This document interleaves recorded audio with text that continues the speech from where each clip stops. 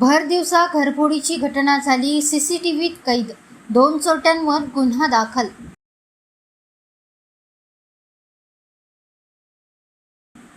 एका poultry form व्यावसायिकाच्या घरी भर दिवसा 2 अज्ञात चोरट्यांनी घरात प्रवेश करून 1,75,000 रुपयांच्या रोकडवर हात साफ केला.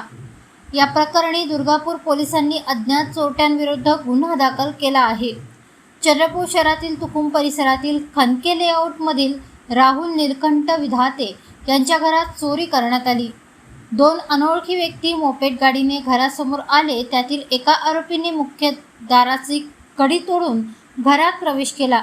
घराच्या मागील दारातून बाहेर येऊन मोपेड गाडीवर बसून दोघेही अनोळखी चोरटे पसार झाल्याचे चित्र सीसीटीव्हीमध्ये कैद झाले. या प्रकरणी दुर्गापूर पोलीस ठाण्यात चोरीची तक्रार दाखल केली.